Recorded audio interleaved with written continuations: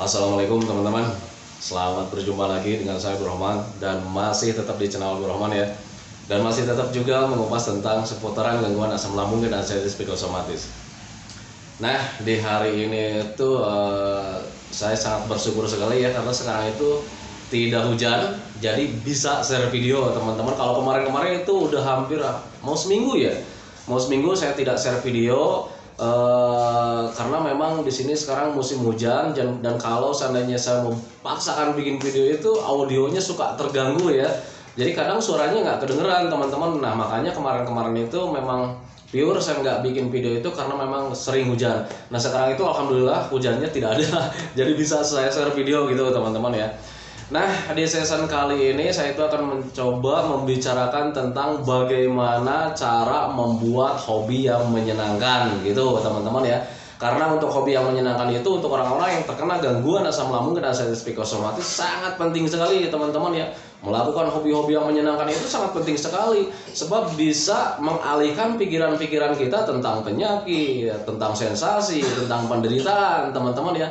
Nah itu jadi gangguan asam lambung dan anxiety psikosomatis ini akan cepat pulih kalau seandainya kitanya itu hatinya senang gitu teman-teman, dan hati senang itu bisa dengan cara melakukan hobi-hobi yang menyenangkan. Tetapi bagaimana sih Pak, saya itu tidak mempunyai hobi-hobi yang menyenangkan, dari dulu juga saya itu tidak ada hobi katanya gitu ya. Nah sekarang bagaimana cara menciptakan hobi yang menyenangkan agar kalian itu nanti bisa sebagai pengalihan untuk pemikiran-pemikiran tentang penyakit. Nah itu teman-teman ya. Nah makanya bagi teman-teman yang penasaran bagaimana cara menumbuhkan hobi yang menyenangkan, tonton videonya sampai habis, jangan skip biar kalian itu nanti paham dan kalian itu mengerti dan kalian itu bisa menimbulkan hobi-hobi yang menyenangkan. Nah itu teman-teman ya. Nah kemudian bagi teman-teman yang baru bergabung, dimohon ya kalau seandainya kalian mau bertanya tentang seputaran gangguan asam lambung dan anxiety psikosomatis, alangkah baiknya kalian tonton dulu video-video saya yang sebelumnya. Karena untuk seputaran gangguan asam lambung dan anxiety psikosomatis semuanya sudah saya share. Dari mulai cerita saya yang terkena gangguan asam lambung dan anxiety psikosomatis, kemudian merasakan 1001 macam sensasi, itu sudah saya share. Dan bagaimana cara menangani setiap sensasi dari ujung rambut sampai ujung kaki, itu juga sudah saya share. Nah makanya biar lebih jelas, biar lebih detail, alangkah baiknya kalian tonton dulu video-video saya yang sebelumnya. Nah itu teman-teman ya. Dan kemudian bagi teman-teman yang baru bergabung juga, dimohon ya videonya itu di subscribe dulu, karena untuk subscribe itu tidak memerlukan biaya, tidak memerlukan pendaftaran. Jadi subscribe itu adalah hal yang sangat mudah sekali bagi teman-teman lakukan ya. Jadi teman-teman itu cukup memijit saja tulisan yang warna merah, tulisan subscribe, biar kenapa? Jujur ya, biar videonya itu cepat berkembang dengan baik. Dan kalau seandainya videonya itu berkembang dengan baik, sudah barang tentu itu akan menambah semangat tersendiri buat saya untuk terus nge-share tentang seputaran gangguan asam lambung dan anxiety psikosomatis ini terhadap kalian. Kemudian yang lebih pentingnya lagi, tekan juga tombol lonceng sama tombol like-nya ya, biar kalian itu dapat notifikasi atau pemberitahuan video saya yang terbaru. Karena saya itu akan terus nge-share tentang seputaran gangguan asam lambung dan anxiety psikosomatis ini terhadap kalian, dengan tujuan semoga saja videonya itu menjadi wasilah atau jalan keluar bagi kalian yang sedang mengalami gangguan asam lambung dan anxiety psikosomatis hingga membaik ya, apalagi sampai sembuh total. Amin ya rabbal alamin. Ya minimal hanya memberikan motivasi saja, atau lebih minimalnya lagi hanya sekedar menemani kalian yang sedang merasakan tidak nyamannya dari gangguan asam lambung dan anxiety psikosomatis. Nah itu teman-teman ya. Nah kembali lagi ke topik utama teman-teman ya. Itu yang namanya hobi-hobi yang menyenangkan itu sangat penting sekali ya bagi orang-orang yang terkena gangguan asam. Kenapa seperti itu?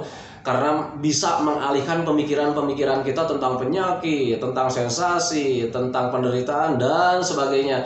Karena untuk sensasi yang hadir itu hampir 99% itu sensasi yang hadir itu lebih dominan itu dipicunya itu dari pemikiran kita teman-teman ya. Pemikiran tentang penyakit, pemikiran tentang sensasi, pemikiran tentang penderitaan. Wah jangan-jangan ini apa lagi, wah ini jangan-jangan gangguan bahaya dan sebagainya. Nah akhirnya pemikiran-pemikiran yang terlalu besar itu, pemikiran-pemikiran negatif itu bisa melahirkan suasana tubuh kita itu menjadi tidak nyaman ya. Ada gerahnya gitu teman-teman, ada meriangnya, ada pegal-pegal nggak jelasnya gitu teman-teman, sakit kepalanya ada, kemudian kelayangannya juga ada gitu teman-teman dan sebagainya. Pokoknya hampir 99% sensasi yang sekarang kalian rasakan itu adalah dari hasil dari terlalu banyak berpikir tentang penderitaan, terlalu banyak berpikir tentang hal-hal negatif. Nah itu teman-teman ya. Nah tetapi berbeda ketika kalian sering melakukan hobi-hobi yang menyenangkan, itu pemikiran-pemikiran tentang penyakit, sensasi dan sebagainya itu teralihkan teman-teman ya, sehingga sensasi-sensasi yang tidak nyaman itu ya tidak akan hadir teman-teman ya, karena kita itu selalu berpikir tentang kesenangan, berpikir tentang kebahagiaan, melakukan aktivitas-aktivitas yang menyenangkan. Nah itu teman-teman, tetapi memang agak sulit juga bagi orang-orang yang terkena gangguan asam lambung dan anxiety psikosomatis ketika dianya tidak mempunyai hobi apapun. Nah itu teman-teman ya, sangat sulit sekali. Karena kadang untuk saat terkena gangguan asam, kita itu sudah ada bayangan ya, ini harus senang-senang, ini harus melakukan hobi-hobi yang menyenangkan. Tetapi untuk melakukan hobi yang menyenangkan kadang bingung juga ya, hobi apa ini ya? Saya nggak mempunyai hobi-hobi yang menyenangkan, jadi mau melakukan apa? Bingung juga. Nah itu teman-teman ya.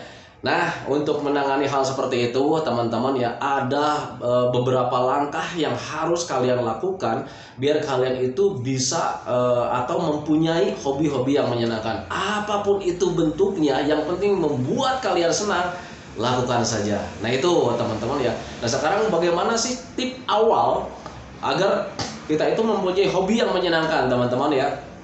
Yang pertama, dengan cara membayangkan saja teman-teman ya, membayangkan apa yang membuat kita senang teman-teman ya. Contoh misalkan kita membayangkan jalan-jalan teman-teman, wah jalan-jalan ke sana asik, pemandangannya bagus gitu teman-teman, udaranya segar gitu teman-teman ya. Nah akhirnya nanti ketika kalian mempunyai bayangan seperti itu kalian nanti menjadi kesenangan tersendiri teman-teman ya. Ketika kalian membayangkan hal-hal seperti itu menjadi kesenangan tersendiri, dan mungkin atau misalkan nanti ketika kalian sering lakukan seperti itu menjadi hobi tersendiri teman-teman ya. Menjadi hobi jalan-jalan, itu salah satu contoh kecilnya. Nah itu teman-teman ya. Atau misalkan kalian bisa melakukan bayangan-bayangan tentang kegiatan-kegiatan yang lain, misalkan membuat sesuatu di rumah, membuat kerajinan dengan cara membayangkan saja dulu ya. Banyak sekali ini tutorial-tutorial di YouTube itu, cara membuat inilah, cara membuat itulah. Nah itu juga bisa sebagai menjadi panduan buat kalian ya. Ketika kalian nonton seperti itu, membuat kerajinan-kerajinan yang menyenangkan, kemudian bayangkan saja kalau kalian nanti membuatnya asik gitu ya. Nah itu kemudian bisa mengalihkan pemikiran-pemikiran tentang penyakit. Nah kalau seandainya kalian membayangkan hal-hal seperti itu, kemudian nanti timbul rasa semangat, lakukan ya, lakukan saja. Dan nanti ketika kalian biasakan seperti itu bisa menjadi hobi yang menyenangkan teman-teman. Di awal-awal mungkin kalian tidak suka ya, tetapi karena kalian sering melakukannya ya, apalagi dengan hasil yang cukup membanggakan gitu teman-teman ya, ini loh hasil karya saya gitu kan. Nah nanti ketika ada asiknya di sana, itu bisa membuat hobi yang menyenangkan buat kalian gitu teman-teman. Yang dulunya tidak suka, karena kalian biasakan, kemudian lihat hasilnya bagus, itu menjadi kesenangan tersendiri buat kita sendiri. Nah itu teman-teman, dan akhirnya itu menjadi hobi tersendiri. Nah itu teman-teman, itu tipsnya memang seperti itu. Dulu juga saya begitulah. Jadi ketika saat terkena gangguan asam lambung dan anxiety psikosomatis, tetapi untuk saya pribadi waktu itu sebelum terkena gangguan asam lambung dan anxiety psikosomatis, itu hobi saya itu sangat banyak sekali ya. Nah tetapi ketika terkena gangguan asam lambung dan anxiety psikosomatis, melakukan hobi-hobi yang menyenangkan itu agak sulit teman-teman ya. Karena untuk orang yang terkena asam, yang namanya kesenangan-kesenangan itu tidak ada teman-teman ya. Selalu berpikir tentang penyakit, selalu berpikir tentang sensasi, selalu berpikir tentang penderitaan. Nah itu teman-teman, tetapi saya bantu waktu itu, ini saya butuh bangkit, butuh pengalihan pemikiran-pemikiran tentang negatif menjadi hal-hal yang menyenangkan. Makanya waktu itu saya bantu juga dengan cara membayangkan kembali ya teman-teman ya, membayangkan kembali hobi-hobi saya ya. Di awal-awal itu yang paling pertama, saya hobinya karena memang dari dulu itu hobi burung ya. Kemudian saya tumbuhkan lagi, hobi main burungnya saya tumbuhkan lagi gitu teman-teman. Saya beli anakan burung gitu ya, kemudian saya suapin sampai besar, dan ketika besar sampai bunyi, itu ada kebanggaan tersendiri teman-teman ya. Dan ketika ada rasa bangga itu ya, itu mempunyai keinginan tersendiri lagi untuk membeli burung lagi gitu teman-teman. Saya beli lagi waktu itu ya. Dan ketika membeli lagi, saya urus lagi, kemudian sampai bunyi lagi. Terus seperti itu ada kebanggaan tersendiri teman-teman ya. Dan akhirnya tanpa disadari, tanpa diminta, itu yang namanya pikiran tentang penyakit, pikiran tentang sensasi, pikiran tentang penderitaan hilang dengan sendirinya teman-teman ya. Walaupun tidak langsung sekaligus teman-teman ya, tidak langsung semata-mata sekarang melakukan hobi yang menyenangkan, besoknya kita lupa dengan penyakit. Tidak seperti itu, gitu teman-teman ya. Nah tetapi karena memang seiring dengan waktu ya, seiring dengan waktu berjalan terus ya, saya melakukan hobi-hobi yang menyenangkan terus, dan akhirnya yang namanya penyakit, yang namanya sensasi itu hilang dengan sendirinya tanpa diminta, tanpa direncanakan. Nah itu teman-teman, dan akhirnya yang namanya senyuman, tawa, karena memang kesehatan sudah mulai hadir di situ, itu baru merasakan kebahagiaan lagi.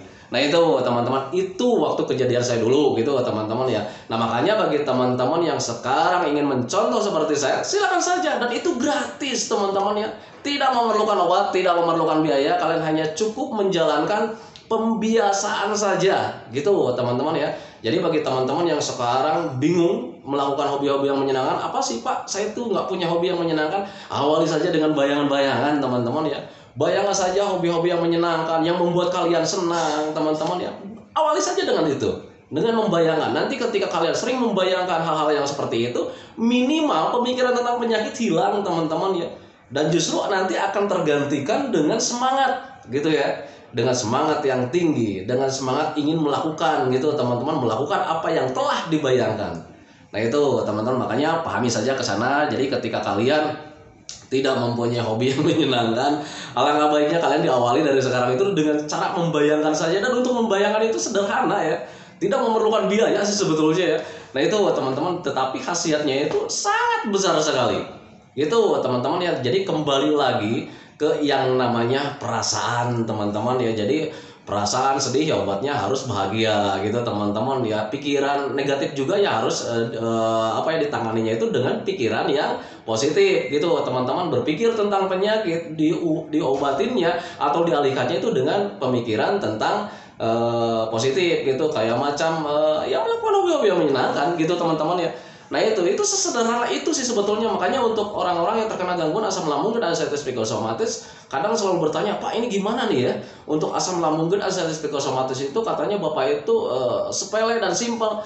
Ya cuma sesimpel itu teman-teman ya, cuman sesimpel itu gitu teman-teman. Itu untuk metode penanganannya untuk asam lambung dan anxiety psikosomatis itu sebetulnya sesimpel itu teman-teman. Kalau seandainya kalian paham, kalian mengerti, itu cuma sesimpel itu sih sebetulnya. Nah itu teman-teman ya. Jadi ketika kalian membayangkan tentang penyakit, berpikir tentang penyakit, itu pasti dampaknya, hasilnya kalian badan tidak nyaman. Nah itu kan teman-teman ya. Tetapi berbeda ketika kalian membayangkan hal-hal yang menyenangkan, nanti yang timbul itu rasa semangat. Cuman itu sih sebetulnya ya. Nah itu makanya saya selalu bilang, bahkan bukan saya saja sih ya, para mentor gangguan asam lambung dan anxiety psikosomatis juga selalu bilang, hindari pemikiran-pemikiran negatif. Soalnya kalau pemikiran-pemikiran negatif terus kita alami, kita lakukan, itu melahirkannya juga hal-hal yang negatif teman-teman ya. Berbeda ketika kita melakukan memikirkan tentang hal-hal yang positif, itu nanti yang lahirnya juga adalah hal-hal yang positif teman-teman ya. Nah itu, makanya pahami saja ke sana. Nah itu teman-teman ya. Oh ya teman-teman ya, bagi teman-teman yang kemarin bertanya di video-video kemarin itu sangat banyak sekali yang bertanya. Hampir berapa ratus itu saya lihat, itu hampir 500 lebih ya. Ada yang sampai 700 itu ya di kolom komentar itu. Belum sempat saya respon. Mohon maaf karena memang kemarin-kemarin itu cuacanya memang sedang tidak bersahabat. Jadi untuk menjawab itu kadang loading gitu teman-teman. Kemudian mau saya jawab lewat video juga, ya audionya terganggu karena berisik. Jadi mohon maaf sekali. Tetapi kalian harus percaya bahwa setiap waktu juga saya selalu mendoakan sama teman-teman bahwa teman-teman itu yang terkena gangguan asam lambung dan anxiety psikosomatis, semoga saja menjadi lebih baik gitu teman-teman ya. Setiap harinya itu selalu ada perkembangan, amin ya rabbal alamin. Apalagi sampai sembuh total ya, amin ya rabbal alamin. Jadi tenang saja gitu teman-teman. Dan kemarin-kemarin itu sempat banyak yang bertanya, kenapa sih ya Pak Abdurrahman nih sekarang jarang share video lagi, katanya gitu. Ini udah 1 minggu, biasanya kan dulu itu sebelum kemarin-kemarin ya, itu setiap hari share video, setiap hari share video. Nah kemarin itu 1 minggu, 1 minggu itu saya nggak share video karena memang bukan apa-apa teman-teman, audionya terganggu teman-teman. Jadi mohon maaf sekali. Nah tetapi kalian itu kalau seandainya saya tidak share video itu, Kalian sebetulnya itu bisa nonton juga video-video yang kemarin-kemarin teman-teman, apalagi yang baru bergabung nih, sebaiknya kalian tonton dulu video-video yang sebelumnya biar kalian itu lebih paham nanti ya. Karena untuk gangguan asam lambung dan ascites psikosomatis ini butuh pemahaman teman-teman ya, bukan butuh obat, bukan butuh herbal, tetapi butuh pemahaman. Kenapa butuh pemahaman? Karena untuk gangguan asam lambung dan ascites psikosomatis semuanya itu adalah dampak rumahan gitu teman-teman. Jadi memang sensasi rumahan sih sebetulnya ya, kayak macam kelayangan, kemudian pusing, itu hal-hal yang biasa teman-teman ya. Nah tetapi karena memang kaliannya belum paham, akhirnya ada kelayangan sedikit, kitanya cemas, waduh takutnya ada apa-apa. Padahal kelayangan itu hal yang sangat biasa teman-teman ya, karena memang kekurangan gizi atau misalkan efek dari banyak pikiran juga. Nah itu teman-teman, wah nih Pak, saya ini sekarang begah Pak, wah jangan-jangan penyakit yang berbahaya gitu. Padahal begah itu hal yang sangat biasa teman-teman ya. Sebelum kalian terkena gangguan asam lambung dan ascites psikosomatis juga kalian mengalami begah teman-teman ya, tetapi kalian tidak hiraukan. Kenapa seperti itu? Karena perasaan kalian dulu tidak terganggu teman-teman ya. Nah sekarang saat terkena perasaannya ada begah sedikit, kalian khawatir, kalian was-was, kalian cemas. Padahal begah itu adalah hal yang sangat biasa. Itu begah karena memang ada kandungan gas dari hasil dari asam lambung yang tidak normal. Hal yang sangat biasa teman-teman ya. Dan menanganinya juga cukup dengan minum air hangat pelan-pelan. Nanti ketika kalian sering sendawa atau kentut sekalian gitu teman-teman ya, itu hilang begahnya. Nah itu teman-teman ya, sesederhana itu gitu ya teman-teman ya. Tetapi bagaimana Pak, kok saya udah minum air hangat kemudian sekarang membaik, kok nanti tiba-tiba ada lagi? Kalian jangan heran ya, kalau seandainya asam lambungnya belum normal 100%, itu yang namanya begah pasti akan selalu hadir, teman-teman ya. Nah, kemudian kalau misalkan pikirannya masih ngaco juga, kalian belum bisa menjaga pemikirannya, itu yang namanya begah itu pasti hadir juga. Karena apa? Karena untuk begah itu bisa dipicu dari asam lambung yang tidak normal. Itu yang pertama. Yang keduanya bisa efek dari terlalu banyak pikiran juga. Ingat ya, untuk asam lambung dan pemikiran itu saling keterkaitan ya. Pemikiran kita sehat gitu ya. Kalau seandainya asam lambungnya tidak normal, itu yang namanya pikiran itu pasti tidak sehat lagi. Selalu berpikir yang lain-lain lagi. Kalau seandainya asam lambungnya ada, hadir lagi gitu teman-teman, walaupun misalkan pikiran kita sudah normal, sudah sehat gitu, itu selalu memicu ke hal-hal yang lain lagi teman-teman. Waduh ini kok jadi lagi gitu ya. Ini apa lagi? Nah itu pemikiran baru di situ main ya. Nah kemudian itu ketika misalkan asam lambungnya ini sudah normal nih, sudah sehat, normal gitu. Kemudian pemikiran kita ngaco ya. Kita berpikir terlalu jauh gitu teman-teman, selalu berpikir tentang hal negatif gitu. Nanti sensasi medis dari asam lambungnya juga hadir juga gitu teman-teman ya, perut menjadi panas lagi, ada begah lagi. Nah itu teman-teman, karena pikiran yang ruwet itu bisa memicu asam lambungnya menjadi tidak normal lagi.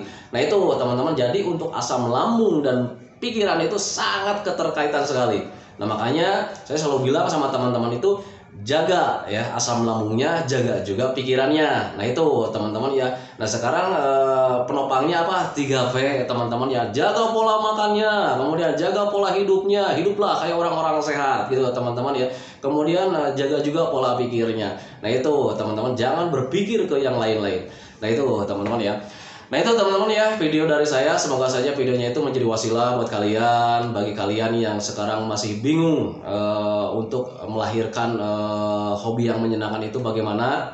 Saya katakan sekali lagi, biar kalian itu mempunyai hobi yang menyenangkan, awali saja dengan cara membayangkan saja gitu teman-teman. Nanti ketika kalian membayangkan secara terus-menerus, nanti timbul rindu dan semangat untuk melakukan hobi itu gitu teman-teman. Yang berbeda ketika kalian selalu membayangkan tentang penyakit dan sensasi, nanti yang hadirnya juga atau hasilnya juga hal-hal negatif juga gitu teman-teman ya.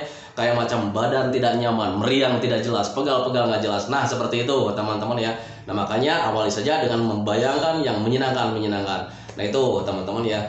Nah itu teman-teman ya, sebelum saya akhiri videonya, semoga saja teman-teman itu cepat sehat kembali gitu teman-teman, cepat kembali lagi keadaan yang dulu itu seperti moodnya, semangatnya, senyumnya, bahagianya dan sebagainya. Pokoknya yang dulu itu semoga saja cepat kembali lagi, karena memang keadaan yang dulu itu sangat dirindukan sekali. Nah itu teman-teman ya. Kemudian doakan saya juga agar saya itu tetap sehat, tetap kuat, tetap ceria, agar masih bisa tetap menemani kalian. Nah itu teman-teman ya. Santikan videonya teman-teman ya. Assalamualaikum warahmatullahi wabarakatuh.